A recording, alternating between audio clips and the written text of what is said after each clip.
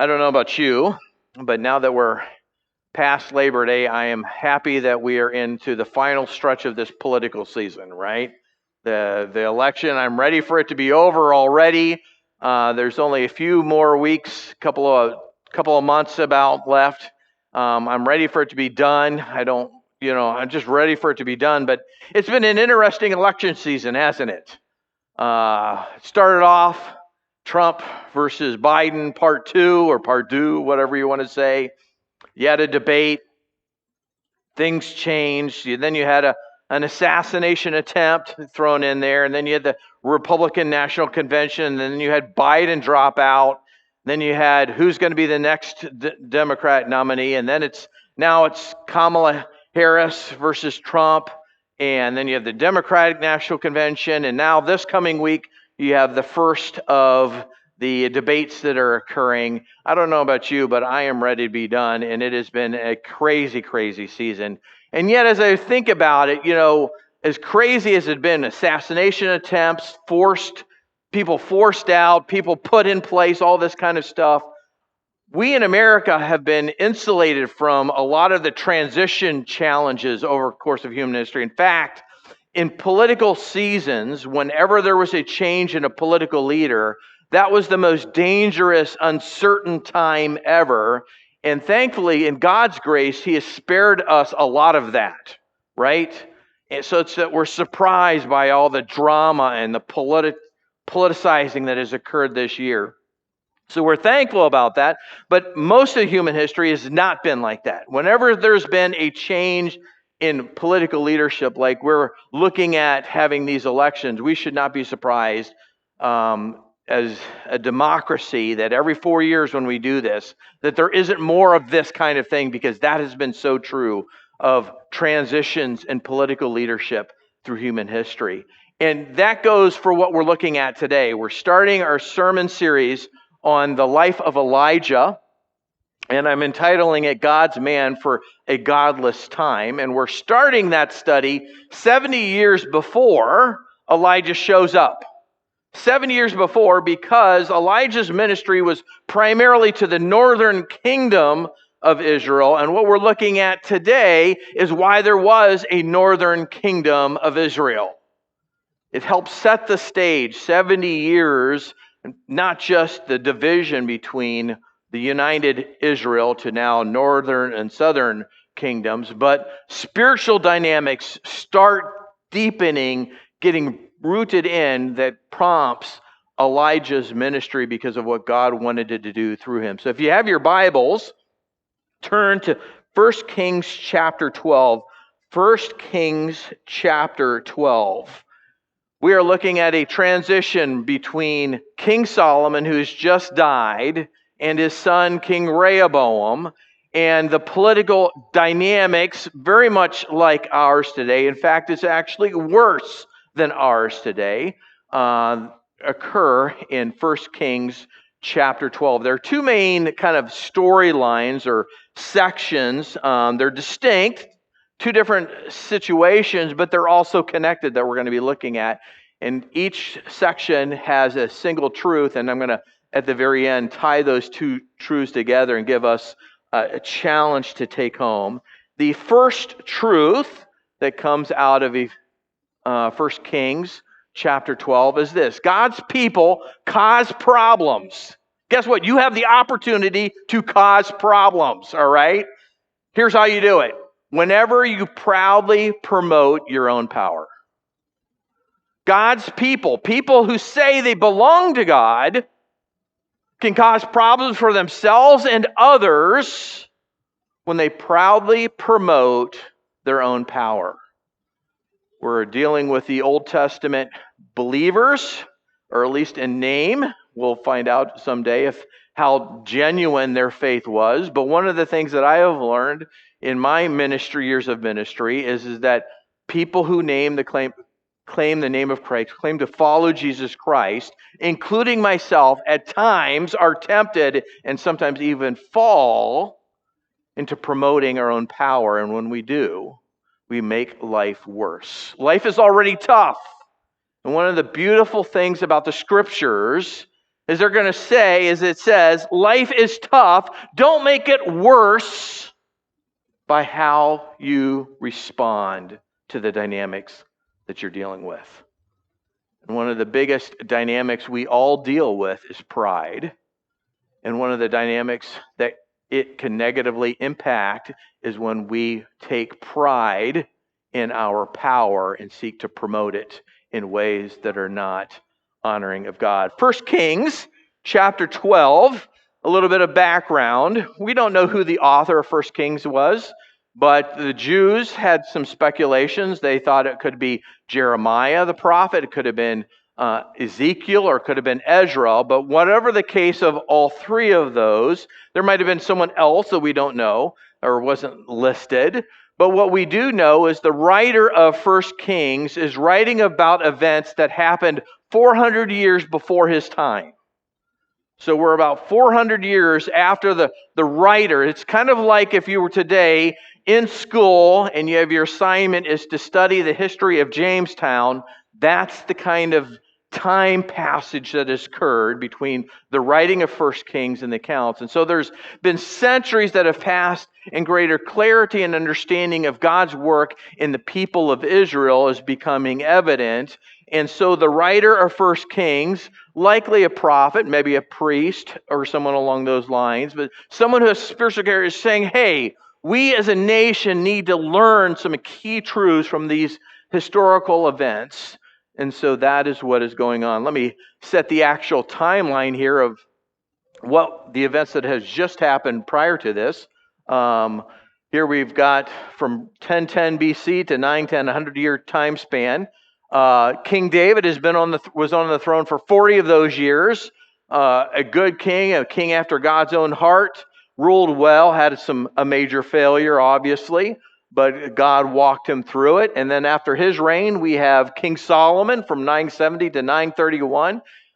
Years of kind of the greatest point of Israel's history was under King Solomon. Huge success, a lot of wealth, those kinds of things. But then Solomon, as we started hearing about today, at the end of his reign, started to default into idolatry and leading the Israelites into idol worship. And God got so frustrated with it, he said, I'm going to judge Solomon and his descendants for that leading of idolatry. And I'm going to give 10 of the tribes to the man named Jeroboam, who's one of his officials at the time. Of course, Solomon didn't like that very much, right? And so he put a death warrant out for Jeroboam, and Jeroboam flees to Egypt for protection.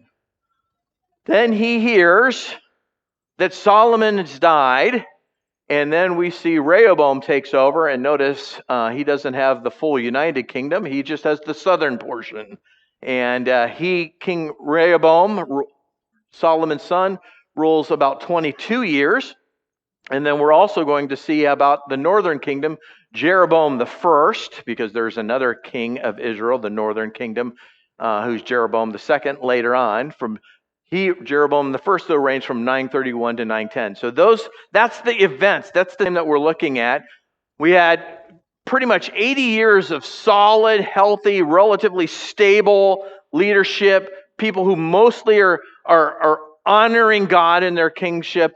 And now things are starting to change as we see. Look at verse 1 where we pick up the situation. Verse 1. Let's see. Verse 1. Rehoboam went to Shechem. Rehoboam here is the age of 41. He's 11 years older, and when he starts his kingship than either David or Solomon. They started becoming kings at age 30. So here he is, 11 extra years. He starts at age 41, according to Chronicles. He rules for another 22 years after that. And things seem to be promising, except that he's going to Shechem. Here is a picture of modern-day Shechem. You might recognize these two mountains, or at least the name, Ebal and Gerizim. On both of these mountains was when Moses would read the word and people would issue curses or blessings based on whether or not they follow or disobey God. That's where this happened, right? And then Shechem is down in the valley, Here are the remains. We're going to zoom in on that, but this is the modern town of Shechem, but this is the remains of where the town was, where Rehoboam went. Here you can see some gates and walls and a temple, and even zoomed in, you can see here another gate, some of the walls and stuff like that. So it's Shechem, right? Now, why did Rehoboam, age 41, go to Shechem? Why does we need to? If I were to do a movie here, I would start to put in some little dramatic music, kind of building suspense and tension, right? Rehoboam went to Shechem, for all Israel had come to Shechem to make him king. It's not every individual, it's likely all the leaders of the Israelites, especially the northern 10 tribes, have gathered there to recognize him. Now, when you read this and you're an ancient Israelite, warning bells are going off. It's kind of like the political season today. Why in the world is Rehoboam going to Shechem to be recognized as king? Solomon didn't have that issue. Everyone recognized him as king, although there was someone who competed against him, one of David's sons, one of his half-brothers, whom he took care of in time. In fact, the only king who has not been contested for kingship was King Saul. Even David had some competitors. Rehoboam is now recognized as the only legitimate king of the United Nation of Israel, and yet he is going to Shechem to make him king? It does not make sense. And let me show you some of the dynamics as to why that's the case. Here he is in the capital city of Jerusalem, and he's going to Shechem, which is about 30 miles or so due north. If we were to put that in Iowa terms, right? Let's say the capital of Jerusalem is more like Cedar Falls, kind of a nicer, bigger town, has a lot more amenities and all those kinds of things. The king has been, Solomon has been building it up for quite some time. Things are looking good. Jerusalem's wonderful. And then all of a sudden, the king says, I've got to go to Old Wine so that people will make me king or make me their president. Why would you do that, right? It's because there is problems afoot. You see, the northern 10 tribes of Israel is kind of like the elections in 2016, presidential elections in Illinois, right? Most of the rural areas voted for Republican, voted Trump. The suburban areas and cities, a couple of here, but mostly Chicago, vote Democrat. Right? Voted for Biden. I have lived in a state similar to this in Oregon. And one of the things I learned about that is you had a lot of rural people upset with those city folk who voted against them. That's the dynamic that's going on here. Right? Let's go back to this map. The nature of Judah is far different from this area, and there's starting to be a social split that's occurring. That actually started under some of the policies of King Solomon. And there's building resentment with Solomon in his leadership. And so just as in some of our states there is this city-rural divide, in this land, in Israel at this time, there is more, that's them. They're doing it this way. And so they're like, if you want to become king, you've got to come to Old Wine so that we can actually say, hey, we want you to be our king. Things are not good in the land of Israel when Rehoboam takes kingship. Rehoboam goes to Shechem because all have come there to make him king, but there is a question that they have. Now, Jeroboam, he is the son of Nebat. He heard it, for he was still in Egypt, where he had fled from King Solomon. What Clint read today was when the prophet said, hey, I'm going to give you 10 tribes of Israel that you're going to be king over. In fact, I will bless you like David if you're faithful to me. I will give you those 10 tribes once Solomon dies and Rehoboam comes to power. So he believes the word of the Lord. He's heard Solomon has died, and now they're coming to make Rehoboam the king of Israel. So he's just like, ding, ding, ding, ding, ding. I remember that prophecy from years ago. when I had to flee for my life. Now I'm going to go back to Israel and see what might happen. Will God fulfill his promise to me? Still in Egypt, and so he returns to Egypt. And when the Israelites, the northern 10 tribes, heard that, they sent and called him, and all of Jeroboam and all the assembly of Israel came and said to Rehoboam this: Your father made our yoke heavy, therefore lighten it, the hard service of your father and his heavy yoke on us, and we will serve you. What are they talking about here? Yoke. Here we got some pictures of people with yokes carrying heavy containers of water down here, that kind of an idea. We're going to be taking a vacation in a couple of weeks, and if it's anything like the last vacation, I'm going to be, here you got a picture of me, carrying all our luggage. I mean, I got this heavy burden of all these heavy luggage and stuff like that. What are they talking about? Some of it is related to taxes. The taxes were increased, but also we're talking about slave labor, or in particular like a chain gang. You see Solomon to set up this conscription program, basically a draft, but it wasn't for the military, it was to build projects, and they gave all the hard work. You know, you do all the lawn mowing, all the roofing, and all those kinds of hard tasks. He would conscribe, he would draft people and force them to do this work. And a lot of the people that he drafted happened to be not people from his own tribe. It was from all the other tribes, and that was starting to build this resentment because of all these building programs. And so there's this, ugh. And so they come to him and they said, your father has made our yoke heavy. It's burdensome. It's difficult. Therefore, lighten that hard service, and we will serve you. We want you to be our king, but we cannot continue going on in this direction if you follow your father's policies. You see the kind of the political intrigue going on? Verse 5 starts off pretty good. Rehoboam actually is a wise man. It's one of the things that I've had to learn at times. People come, they ask you a question. They put you on the spot. Will you do this? Won't you do this? Hey, this is a good biblical response. Go away for 3 days and then come back to me. Give me 3 days to think about it, to discuss it, and to come up with a good plan. King Rehoboam seems to be someone whom his father would be proud of. Because in Proverbs, there's this constant theme of, son, hear my instructions. Pay attention. Listen to good counsel. Listen to rebuke. And so the people went away. And so what was Rehoboam do? He does the right thing. He brings together counsel. The first counsel he brings together is the counsel of old men. Now, I would love to raise your hand. Do you consider yourself an old man? You don't have to raise your hand. What kind of an idea? Old men. Probably those men who were in their 60s and 70s and maybe 80s. All right? What they're talking about here. King Rehoboam takes the counsel of the old men who stood before Solomon, his father, and advised him. So these are men who have likely been advising a king for at least half of Solomon's reign, if not all of Solomon's reign.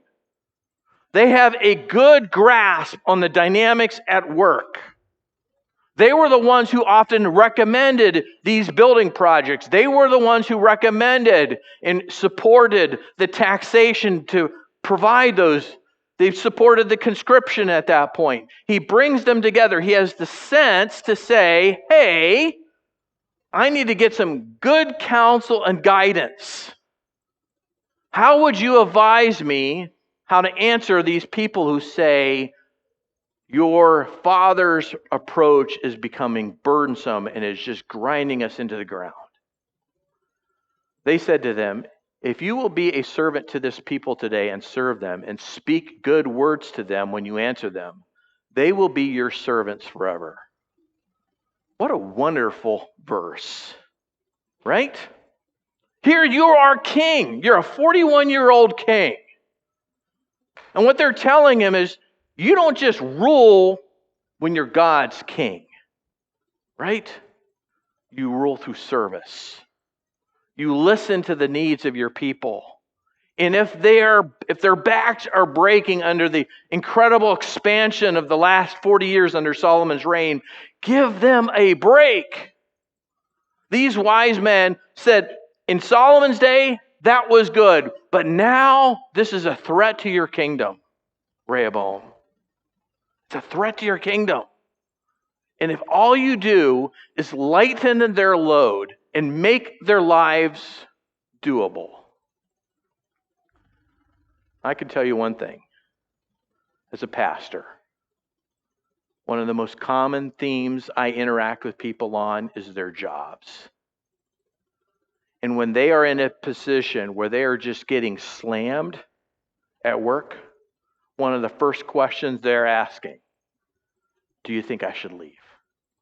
Shoot, I've been there. That's essentially what's going on with Rehoboam. He has a choice of what to do. And the wise men, the men who have had 40 plus years of advising a king, say, you know what? We need to step off the pedal. Just cruise a little bit. You've got a wonderful kingdom. If you serve them as God calls you to serve them, they will be your servants. They will be a part of you. They will support you 100%.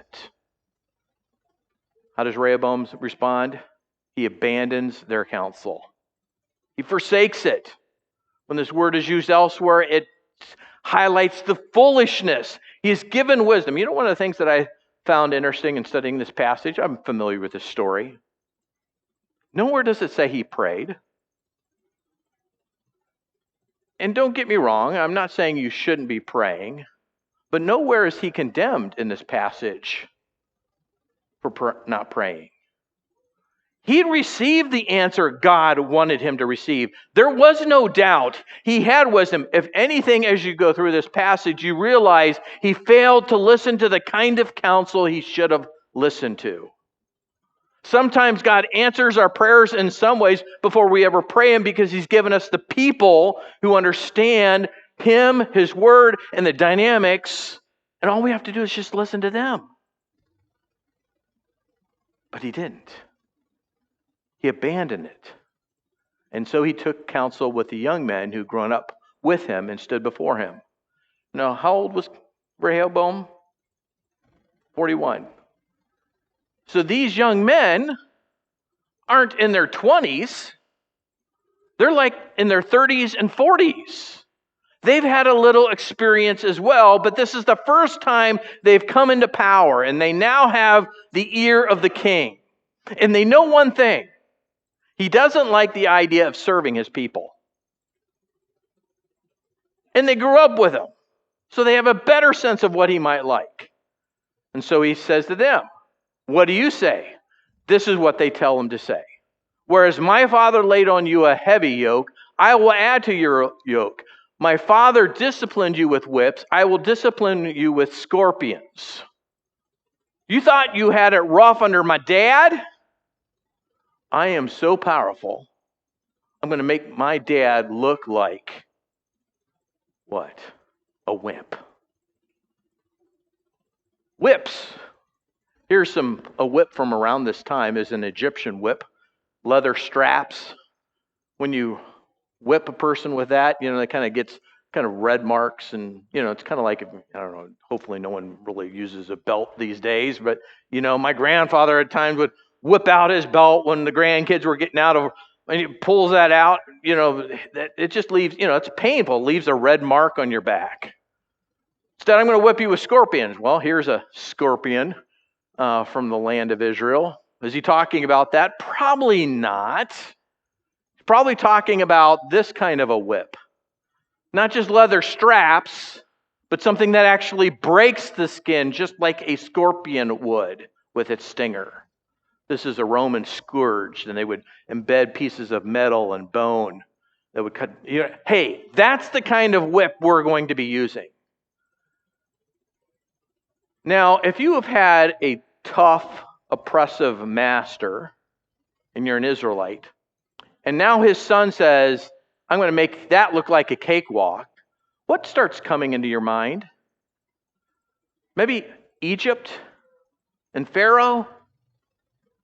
All of these elements. And where did Jeroboam come? He came from Egypt. And he's no longer in Egypt anymore. But I'm sure down below, you know what? I think now that you're not remembering, he is just like Pharaoh. Whereas my father laid on you heavy yoke, I will make your yoke worse. In fact, the king answered the people harshly. He didn't just give them tough words.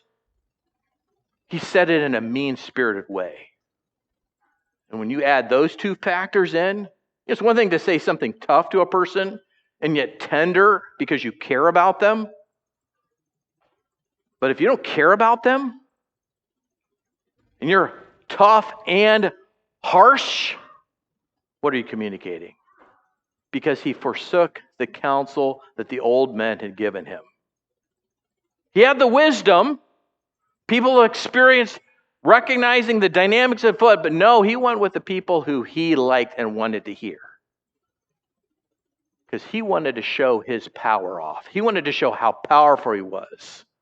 Verse 16, then when all of Israel saw that the king did not listen to them, the people answered the king, what portion do we have in David? We have no inheritance in the son of Jesse. To your tents, O Israel. Look now to your own house. We are going to rule ourselves. And so Israel went to their tents. Because Rehoboam wanted to promote how strong and a good king he was and how powerful he was, because he wanted to show off, he splits the kingdom. Causes all kinds of problems. In fact, we're going to see in the years next week, and there was battle back and forth between him during his Israel and Judah, the southern kingdom, because of this. But he's not the only one. Here's the thing that caught me in studying this passage. He's not the only one who is trying to promote his power. The other people were the Israelites themselves. This is the piece I did not see when I've grown up reading it or understanding it. When all of Israel saw that what he said, what did they say? What portion do we have with David? We have no inheritance in the son of Jesse. Do you know what they're really saying? Do you remember God's Davidic covenant? The covenant he made with David that someday a king will arise from David's descendants who will be righteous and who will be good and he will provide for Israel and all. We don't have any of that. We don't care about it. We only care about protecting ourselves and our own interests. We don't care what promises God has given to David. He is not our inheritance. Because his descendants, they rule with an iron fist and they crush people. In fact, one of the things that I learned is they're actually quoting someone else in the scriptures in this verse. And we are given a very clear indication of what the scriptures think of that man. Take a look at 2 Samuel 20, verse 1. This is in the life of King David. Now there happened to be a worthless man. I mean, would you love the scriptures to describe you as that worthless man? Whose name was Sheba, son of Bichri, the Benjaminite. He blew the trumpet and he said, we have no portion in David. We have no inheritance in the son of Jesse. Every man to his tent, O Israel. The exact same words. 2 Samuel 20, verse 1. He was a worthless man, and he ended up leading a rebellion against David until David ended up crushing it. Do you think God is trying to say, you know what, Rehoboam doesn't just have a problem, it's also the nation of Israel itself. They're interested in protecting their own financial power, their own economic and workforce power. So much so that they're willing to reject a man, and they'll do so in such a way that they'll quote a worthless man from 60 years ago.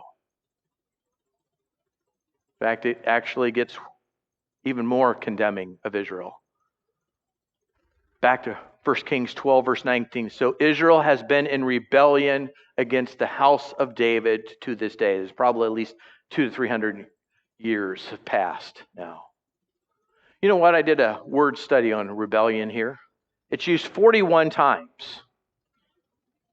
40 of those times, the context is very clear that it is a bad thing. It is bad to be in rebellion. Sometimes it's rebellion against God. Sometimes it's a rebellion of foreign nations against Israel. But in every context, the word rebellion is bad. Do you think God's Holy Spirit would, in this particular passage, say it's actually good here? No, it's not. You see, they were interested in promoting their own power as citizens.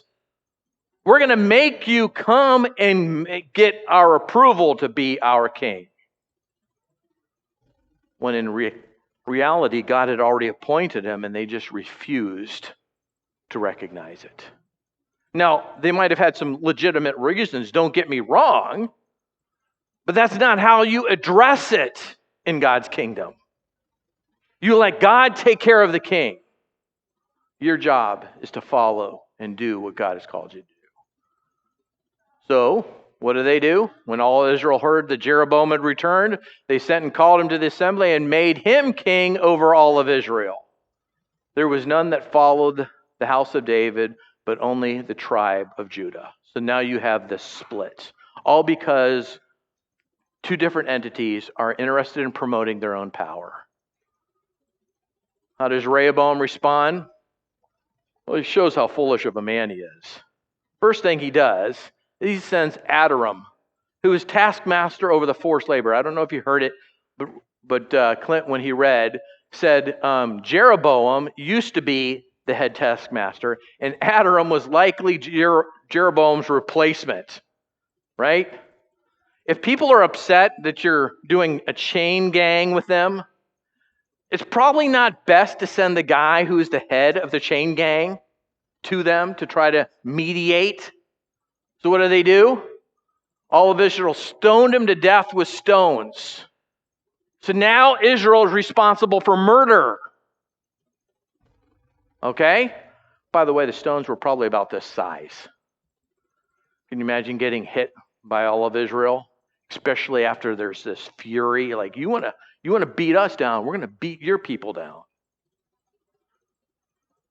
So Rehoboam then goes to Jerusalem, where he assembles the house of Judah and the tribe of Benjamin, 180,000 chosen warriors. I want to hit a pause button here.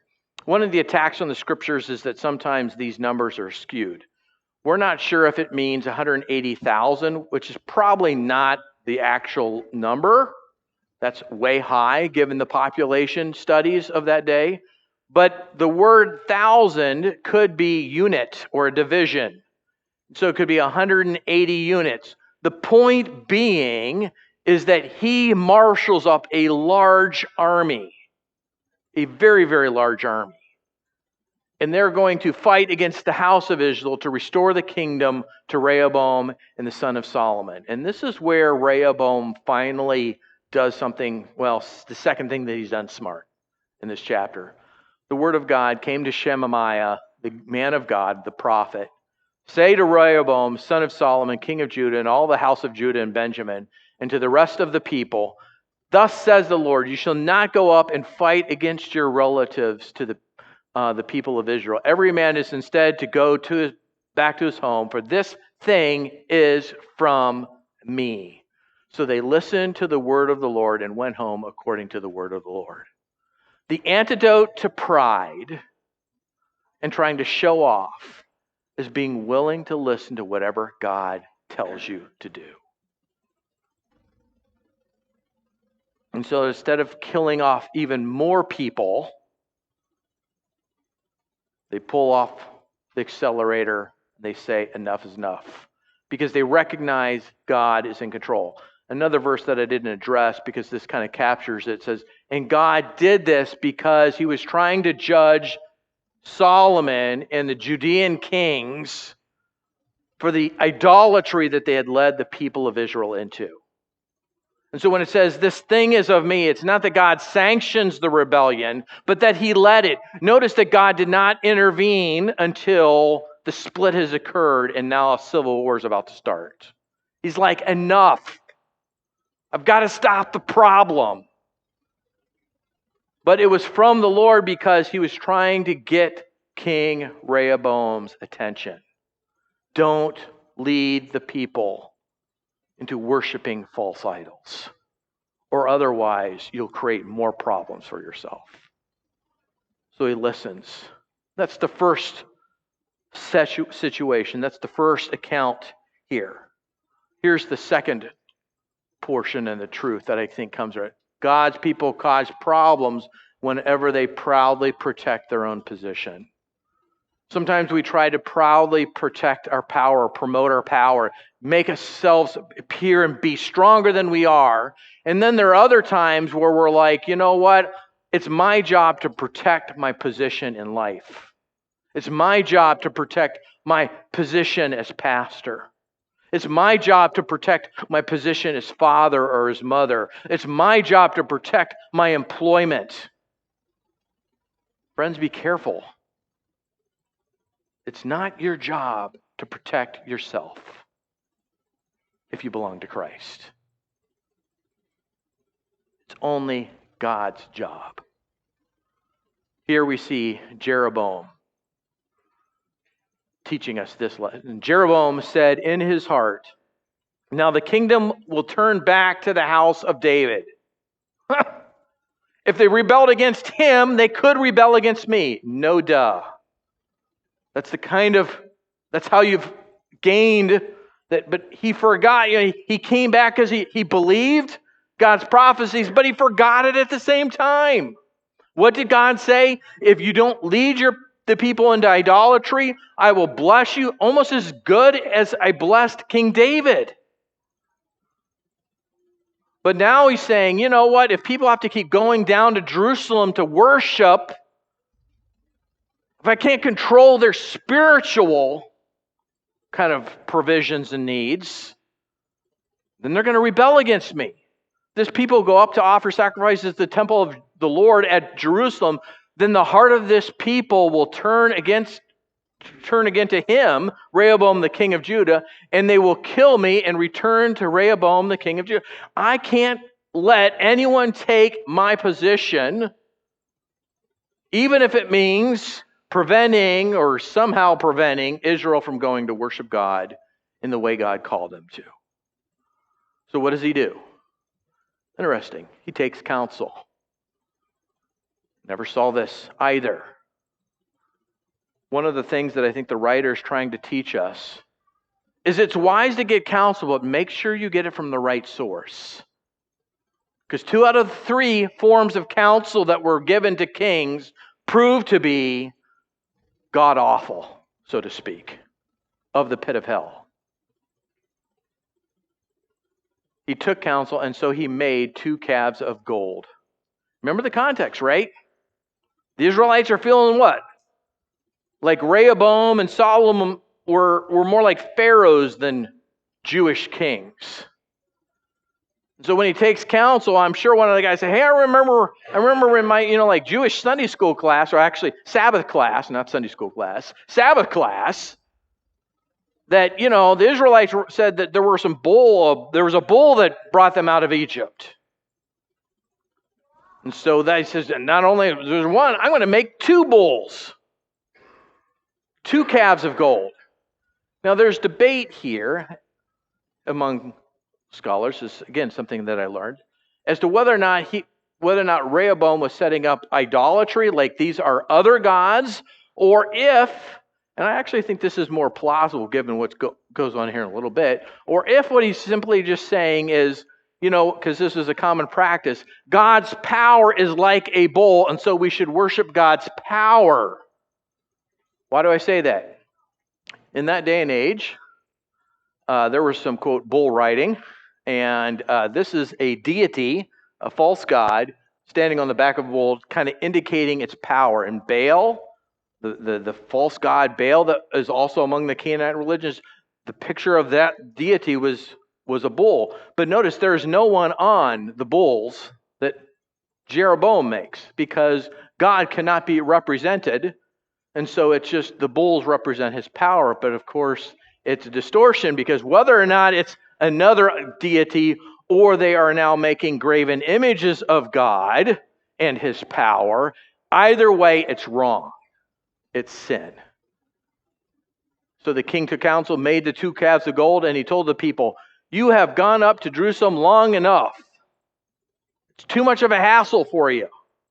I'm your guy, right? I'm not going to be tough as Solomon and David were, or Rehoboam. I'm going to make it easy for you. Behold, here are your gods, O Israel, who brought you up out of the land of Egypt. These are the ones who provided for you. This is the power of God. Oh, and by the way, I'm going to set up both of these in 2 different locations. One in Bethel, and the other he put in Dan. Here's a map, right? Back to Jerusalem, Shechem, there we go. Here. Bethel is down here. Dan is up here. Okay, Iowans, I'm going to make worship easier. Instead of having to go all the way to Cedar Falls, I'm going to set up a temple in Dunkerton and a temple in Dubuque. So whichever is easier for you to go to, because I'm your guy. I'm interested in your needs. I'm here to serve you. Go to either one and just avoid the temple in Jerusalem. You see what he's doing? He's saying, I'm not asking you to not worship Yahweh. I'm just asking you to worship Yahweh in the way I think it's easier and better for you. A little bit of syncretism. Taking practices from the world around me. Here is the high place of Jeroboam in Dan. I have had the privilege of being there on site.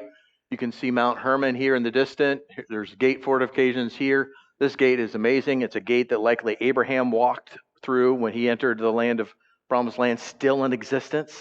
A clay gate, crazy, amazing. High places, we're going to zoom in real quick.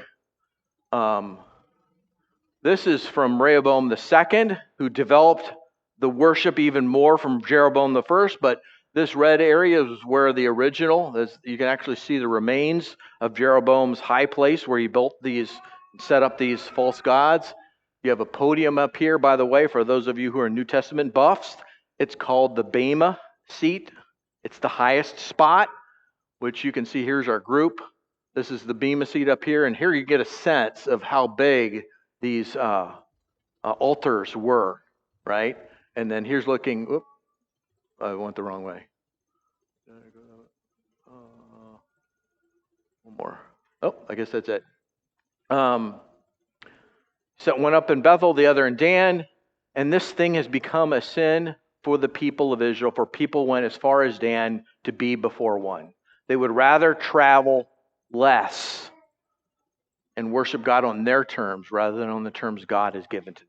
Friends, that is always a problem.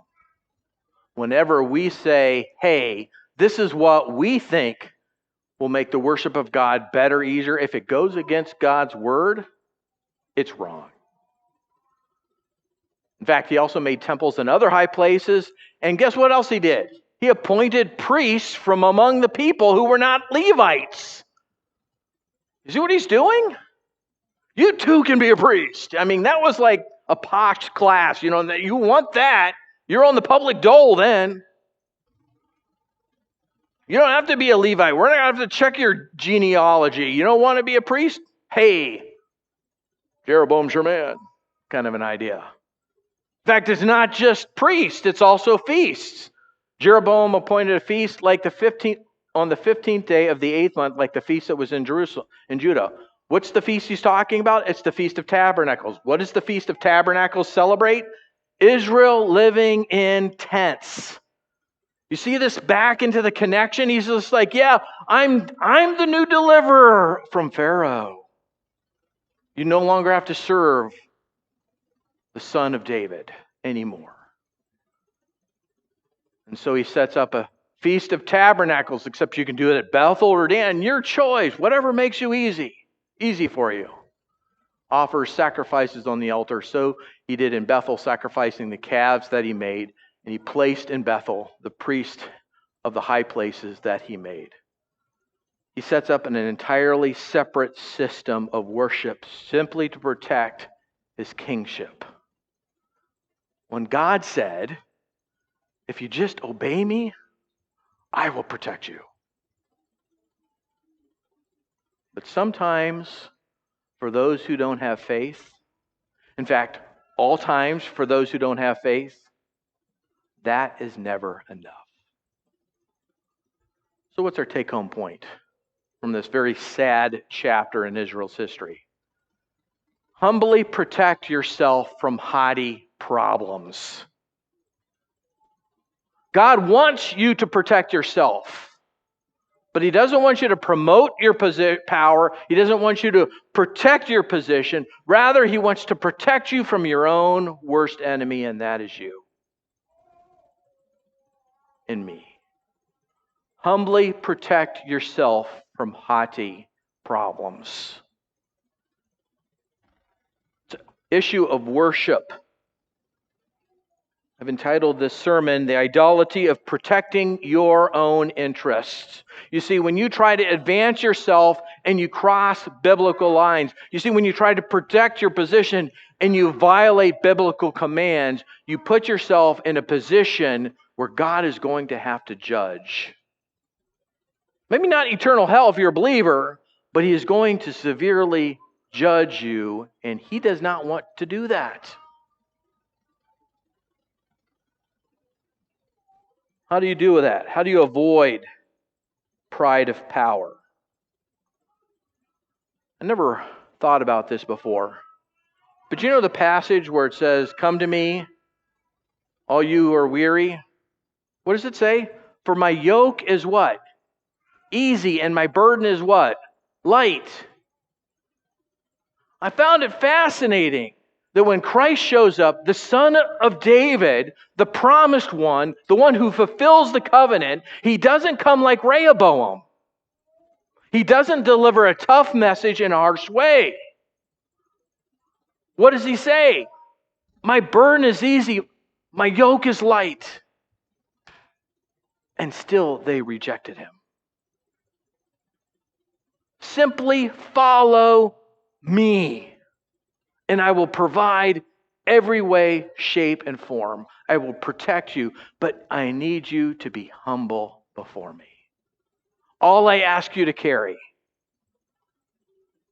is that you follow me. See, one of the greatest demonstrations of pride, even among Christians, even among a pastor,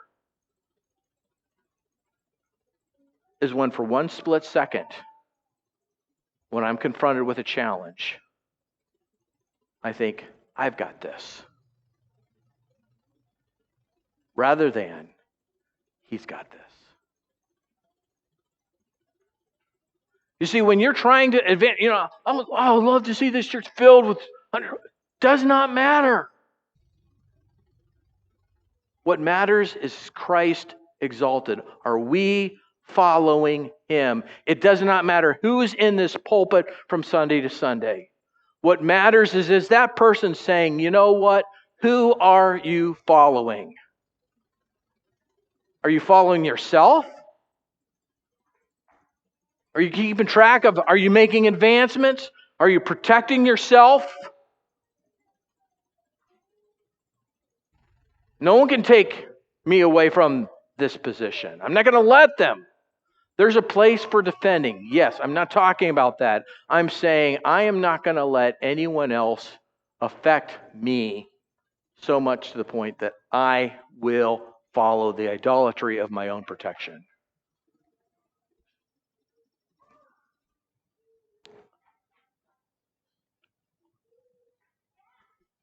Another way in which you humble yourself: simply listen and obey God's word. It's listen to wise counselors, wise advice. How do you know? When you're making a key decisions in life, how do you know you're asking the right people, especially since 2 out of the 3 here were not wise? Using this passage, I would say look for 2 key things. First of all, do those people, do they know God's word and seek to live it? And second, have they been doing it for a long time? Do they understand the context and the pressures that are afoot and at work? The old men did. They still gave Rehoboam good. In fact, they gave him God's advice, and he refused to listen to it. Listen to God in His Word, but His Word doesn't cover everything. It gives you parameters to get you in the ballpark. But when sometimes you have to raise taxes, sometimes you have to cut taxes. How do you know the difference? When you consult people who love Jesus and love others as much, if not more, than you do, and have been doing it for a long time. Parents, hit an issue you don't confront. Who do you talk to? You talk to people who have parented their kids, but they're further down the road. They've learned some lessons. Listen well, pray, ask God, and don't disobey His word. Don't think that you're the answer to everything in your life. One other humble way to not promote your power is listen to the people you impact, right? God did not criticize the Israelites for being upset over the burdensomeness of the King Rehoboam and King Solomon. He didn't criticize them at all. He only criticized how they sought to try to fix the problem. So many times we can be right in the what's in life and then get the how's wrong. It's right for me to do that. Absolutely, but not in the way in which you did it. Didn't your parents say something like that? Don't you roll your eyes at me. Right? Don't you go stomping into the house. You might be going to the room, but I don't like to. You know what?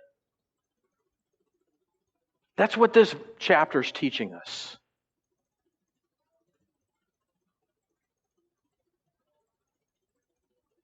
As far as pride of position, is there anything in your life that you say, I cannot lose blank?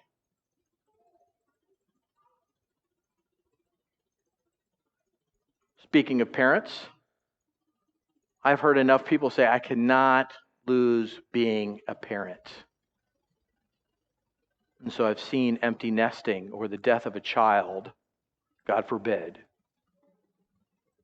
drive them to places God never intended them to go. Children are a gift from God, right? They are not an entitlement to you. I can't lose my job. Twice in my ministry, I was confronted with that. Am I going to try to protect me being pastor of Church X? Sadly, I did not know that this would have been the best passage to go to. But I did think of some others. And I'm so glad I did. I'm so glad I listened to the Lord's leading in my heart through devotions and other seasons and people who gave me counsel in such times. Those were difficult times, but I mostly didn't make it worse with my pride. Is there anything that in your life you say, I can't lose blank? Then you're holding it too tight. And when that happens, you're tempted and often do fail and cross lines God never wanted. The last example of pride of position. Where do you feel pressure from people? Rehoboam didn't feel so much pressure from people, but Jeroboam did. He wanted to please the people, and so he did all these things that made their worship easier and basically led them away from the Lord. Boy, that is a huge challenge for us as elders and pastors. Be sensitive to the needs of your people. Make it easy when you can, but when God draws the line, that's the line we have to stand on. Because our job is to follow Christ wherever He leads. And His burden is easy. His yoke is light. Yes, that is true. But that doesn't mean there aren't temptations out there to do it different ways. Humbly protect yourself from haughty problems.